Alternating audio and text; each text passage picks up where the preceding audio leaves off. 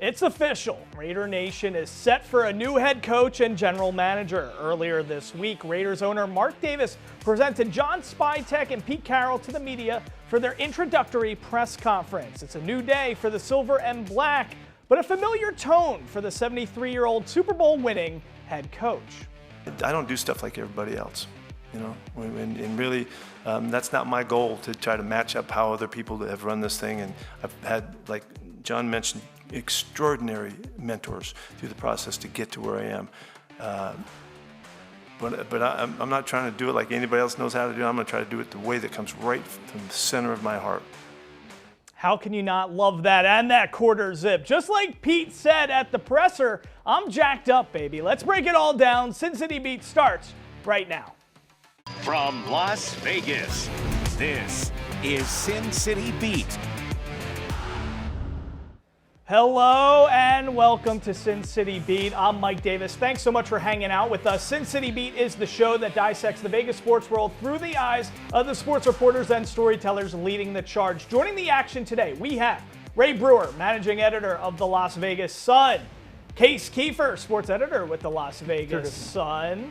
Boom. And of course, Q Myers with ESPN Las Vegas and host of Unnecessary Roughness on Raider Nation Radio. Great to have you guys with us. So, a press conference is just a press conference. One can give it all types of thought and credence to a first impression. Others might not think anything of it. Nick Sirianni had notoriously a bad presser in Philly. And how about Dan Campbell and biting kneecaps in Detroit? And if you have a phone, you've definitely seen the latest one from Liam Cohen with the Jags. Duval. Not gonna lie, it's kind of gut punching when a coach gives you the ick before he even steps on the sideline. All to say, when I was watching the introductory press conference for Pete Carroll and John Spytek, my first thought was, thank God, thank the Lord and heavens above. We finally got two studs, two adults. This is exactly what the Raiders franchise needs. So, Case, you were at the presser. You were there as well, Q. But, Case, let me start with you. What was your initial takeaway from the press conference? I mean, you can see why Pete Carroll and John Spytek, for that matter, dazzle people in interviews. You heard Mark Davis afterwards talk about how much energy he had, how he felt enlivened after he talked to him. And I think everyone in that room felt like that. It was a really, that they shared a lot of their vision. And I think it was a really good first impression. And I do think there is something to that first impression. I think a lot of Raiders fans came away excited. That's all you can ask for. You guys asked two great questions. We had a lot of Sin City Beat alums at this press conference, so it's good to see that. But Q, I mean, I'm jacked up. Yeah. I just think it was such a good display from Spytek as well. Yeah. What was your takeaway? I felt like the organization had some stability. That was kind of one of my biggest takeaway. Walking out of the building, I thought, man, this feels like a stable situation that they're walking into. Pete Carroll obviously has been there, done that. I mean, his resume speaks for itself. But when you go and do the research on what John Spytek has done as an assistant GM, built through the draft, as many players from Tampa Bay that were rookies or young guys that were on that roster and on that field, turning a very old roster when Tom Brady was there into a young roster of quality dudes, you realize that there's a plan in place. And we've heard that there's a plan in place many times. Covering the Raiders, we know that there's been plans. This feels like a plan that's actually obtainable. It felt like you were safe and secure being in the arms of these two. I mean, you guys are all dads. I'm not a dad, but I mean, Ray, you're a dad to the 10th degree. I mean, you just got those. Just called you an old dude on TV, man. Dang. But in a good way, because I would want you to be my dad, or I'd want you to be, my father-in-law. So let me just ask you this: how did you feel from taking a look at these two guys, the way that they brought, like you said, the stability? Did you feel that in your gut as well? So, like I told you guys earlier, I think it's really easy to win a press conference. These guys are professionals at speaking to people and motivating 52 men to go play a football game. With that said, the fresh voice and fresh message was refreshing, because the last few years, or you could argue since the Raiders got to Las Vegas, it's been a revolving door where you didn't feel that kind of synergy and that kind of motivation and that kind of love. And I think, moreover, the general manager and the new head coach play off each other real well. They have that common passion of energy and being able to control a room, but I think you've got a lot of great experience in building, a lot of good experience in organizing. Well, and they weren't too organized.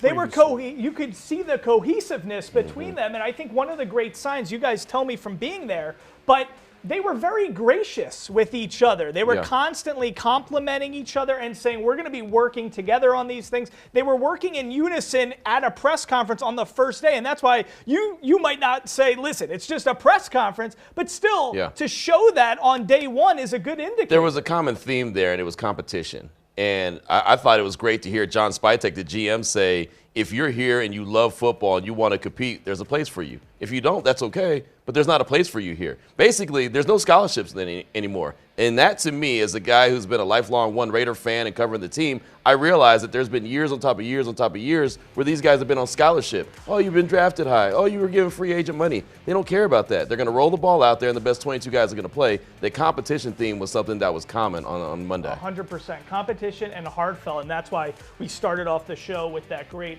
center of my heart quote from Pete Carroll. So what's next, okay? Before we get the QB, Pete and Spytek need to put together a coaching staff. What is the panel hearing? Who are the guys they want to see join this staff? All that and more after a short break. You're watching Sin City Beat.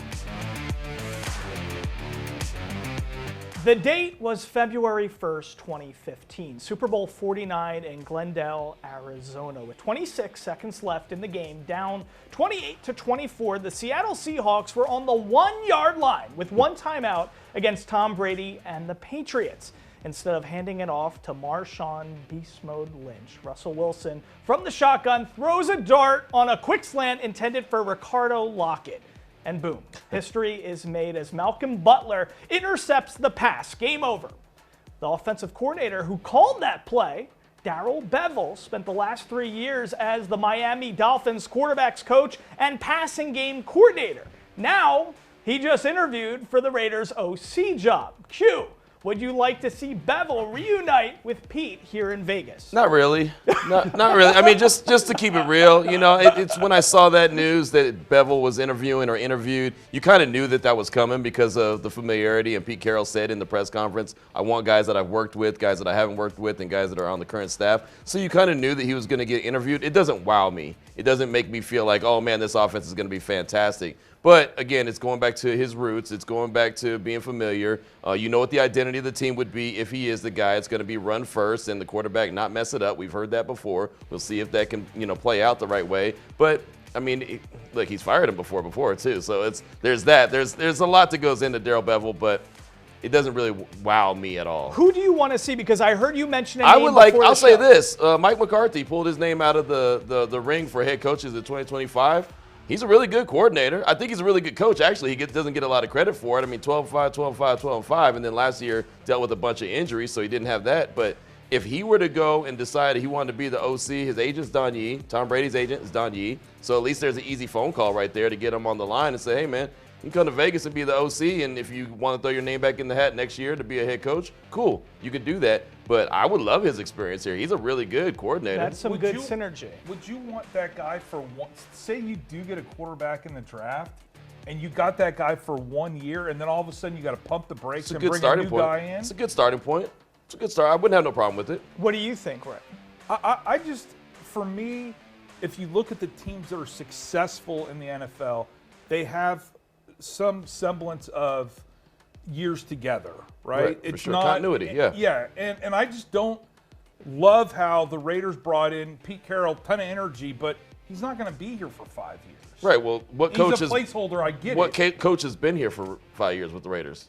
Right, you Nobody. can't. Exactly. Why haven't they made the playoffs? Well, that's the point. And Ray, maybe this is a good question for me to pose to Case, but I'm curious to get your thoughts as well, because my producer James has been constantly asking me in the back office, what would a successful tenure for Pete Carroll look like? And to me, it's like what Q said. We can't even get one year out of somebody. Can you get 3 years? He's got a 4-year deal. 3 years is guaranteed, and then the fourth year is a team option. So can you get him to 3 years? Can you get to the playoffs? Again, throwing out Mike McCarthy. I'm not saying it's going to happen, but what if Mike McCarthy was on the staff? What if they were to transition to him later on? So it's an interesting. It's not impossible. It's interesting. So, but what would a successful tenure for Pete Carroll look like for you? Because it seems like you're concerned with the continuity. Well, I'm also concerned with the division and the lack of talent on the offensive side of the ball. So if in 3 years he didn't make a playoff or won a playoff game, maybe we name a road after him near the stadium, and it's a successful run. I don't want to set the bar too low and offend anyone, but if they win a playoff game under Pete Carroll, I consider this hire a success. And I've been kind of a critic of it. I don't necessarily still love the hire, although a lot of the guys I was hoping that I thought would have been better fits to bring in just frankly weren't going to happen. So I think that it kind of makes sense. He's kind of won me over a little bit, but I think if you make the playoffs in 3 years, I think that's what you're looking for. If you win a playoff game, then I think we can call this a success. Some stability. I know we've said that a lot, but stability and just this franchise has had a lot of embarrassments, frankly. No more embarrassments. Right. Let's turn it install around. The culture and it's stability. a losing culture that they've had. Turn it around. And I think Antonio Pierce was on the right path to starting to build that culture, but he clearly didn't have the right pieces in place, and there was a lot of missteps. At least this guy can help build the culture and not have those same missteps. Like, he at least has been there, done that, and he can look Jim Harbaugh in the eye. He can look Andy Reid in the eye. He can look Sean Payton in the eye and say, I can beat you. Yeah. Where other coaches can't necessarily say that. I'm in complete accordance with Q. Case, real quickly, we've got 30 seconds. Any names, anything you're hearing from a staff perspective that you would like to see?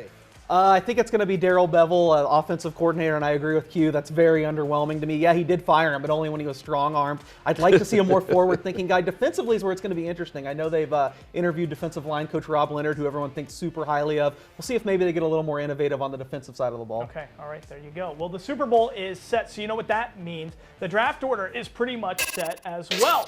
Draft guru Daniel Jeremiah released his first mock draft, and let's just say it's a dream scenario for the Silver and Black. Who does DJ have the Raiders taking? We break it down next.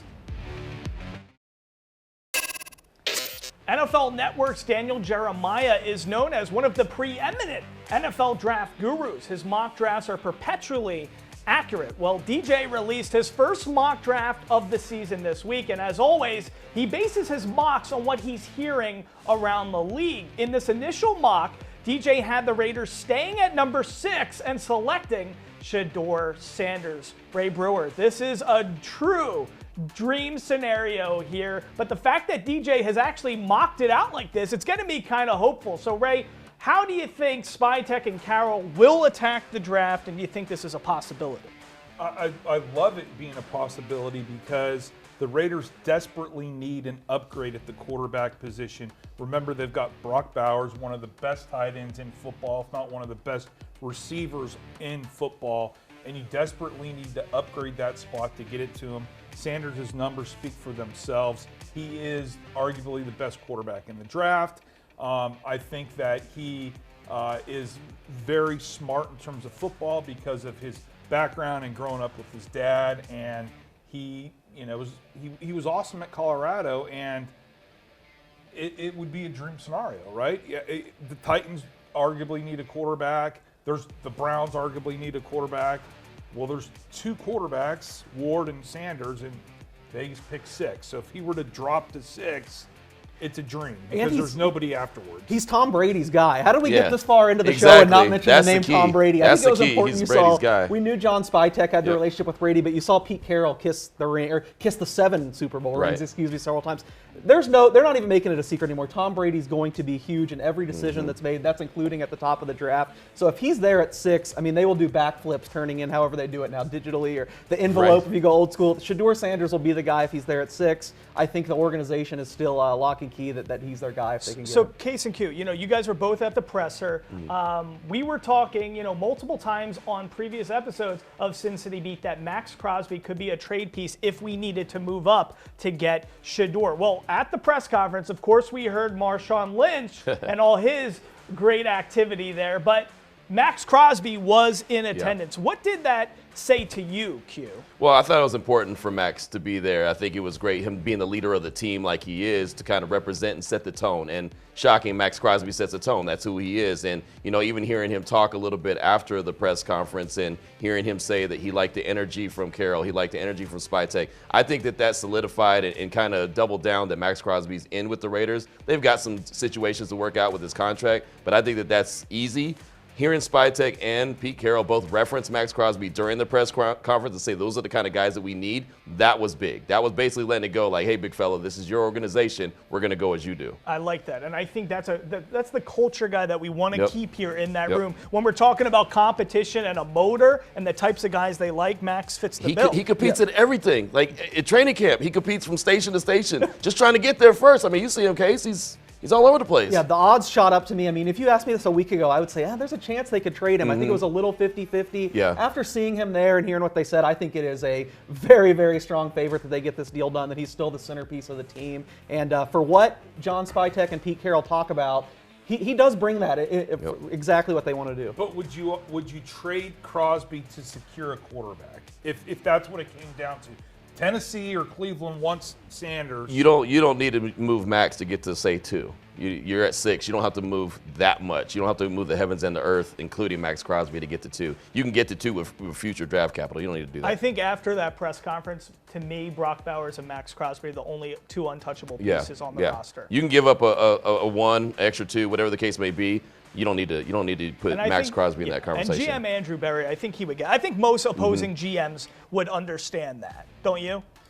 Yeah, for sure. I think maybe if they move up, it's more of a collection of first-round picks. I don't necessarily know that that's going to be the way they go with Max Crosby. Yeah, 6-2. I could see that easily happening. There's no doubt. We have about 30 seconds left here in this block. Just from the quarterback standpoint, we're asking how Spytek and Carroll are going to attack the draft. Of course, they want to get that quarterback. If it becomes a situation like you can't get Jaden Daniels and you want Shedeur, but you just Tennessee and Cleveland aren't going to let go. What do you think they're going to do? Just build around the quarterbacks that they can get, right? That could be a guy later in the draft. That could be a Dylan Gabriel. That could be Jackson Dart, right? There's guys that they can build around. Could it be a Darnold, or is it only rookies? I think that's too much free agency money. I think that's going to cost too much money, but because they specify in the press conference, we could build around the quarterback, so it's not 100% on him. I'm not saying it's good. I think Darnold still might be in the running, though. If you look at what Spytek did money. in Tampa, it's possible. A lot of money, though. If it's a Baker-ish type of deal, I think it works out. All right, but don't go anywhere, guys, because the panel is going to grade the Pete Carroll hire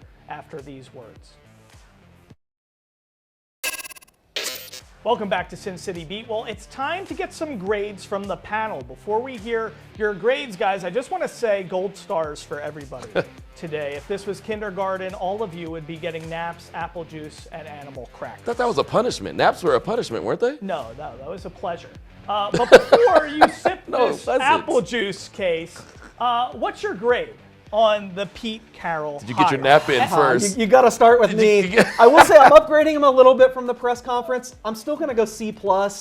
I think the big disconnect here is he gave him an F last week, so that's an improvement. I think they really underachieved the last several years he was in Seattle. They left a lot of meat on the bone. I think we're all remembering the beginning of his tenure where they were great. He's a Hall of Fame coach, unbelievable career, but I don't know if he's the guy to turn it around. Maybe install the culture, not embarrass and be okay. Well, I'll go C+. I'm taking back that gold star and the animal crackers. See, no more nap for you. Ray?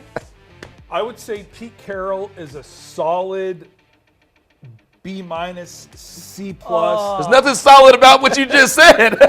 Pete Carroll is a Toyota Camry. Oh, my God. He's solid. He's going to get you down the road. Wow. He's not a sexy Cadillac, Q. Wow. He's solid. He's going to coach. Ouch. He's going to get you fired up to be there. Q and I are... He's got a ton of energy. He's not an A+, right? No. You're not using it to go to Harvard. John Spytek's an A. I'll go ahead and throw that out there to balance it a little bit. Yeah, that's fair. I think he's a B+. I'll give him a B+, and I'll come say it from the chest. I'll give that solid B+. And the only reason I would say it's not higher than a B+ is he's got a 3-year deal with the 4th-year team option, right? I mean, as everyone's pointed out many times, even him in the press conference, he's 73 years old. He knows that. He said, I'm tired of wearing this number 73 on my back, right? I think that it was cool that he had an Eminem moment, though. And it's funny that Pete Carroll and Eminem I brought to the same conversation. In 8 Mile, Eminem was like, yes, I'm a white rapper. Yes, my girlfriend is with so-and-so. Yes, I got a homeboy that shot himself in the foot. Yeah. Now tell me something I don't know about myself. Like, Pete Carroll knows who he is. And I think that that's what the Raiders need. Someone who knows who they are, what they can bring to the table, and how they're going to get this organization turned around, because it's been far too long since they've been a turned-around organization. I'm 100% agreement. This is what I'm going to say, and I feel like we haven't given enough love to John Spytek on this show. I loved everything about this dude, from the family atmosphere, calling out his son sons and Right. shoelace and tying the shoe. This is a guy who's as serious as a heart attack. Both of these guys are serious. I almost want to use an expletive to say how serious they Go on are. and say it, man. Go on and say it. Say it with your chest. Listen, say it from the center of my heart like Pete. I'm just going to say this is an A on Spytek, and this is an A with Pete Carroll. These are two adults. These are two guys who are going to get this franchise on track. I cannot believe the I wish you maniacs- were my teacher when I was in high school. Why wasn't I every would've been team knocking the down the door? Why wasn't valedictorian. every team knocking down the door trying to get Pete Carroll if he's an A? I mean, this is just Because I see why teams you're are- wearing the silver and black. I'll say that. Listen, Wow. this is exactly what we need. You guys are maniacs. He was not their first choice. No, he wasn't. Ben this- Johnson was clearly the first Who choice. We all knows know if that. Ben Johnson has the goods? We can do it another He's way. never We're been gonna a head have to make a coach. friendly wager on this. I just the don't. future What, of the I Raiders. mean, Pete Carroll, exactly. He has the confidence in knowing who he is. He's won at the collegiate level. He's won a Super Bowl. What else could you want from this 20 guy? years ago. Yeah, Player- NFL moves quickly. He's got and no- Seattle was kind of left behind. He's by the got end of no his tenure. quarterback at all, and even if he gets one, a rookie, unless you're Jaden Daniels, is not going to But that take you to I the feel promised like, land. I feel like I'm against arguing Mahomes That's- and but that's- everybody. But do you else. realize that's why you need a guy That's like why this? you- If you yeah. don't have those other things, then you still have the guy who's leading the way.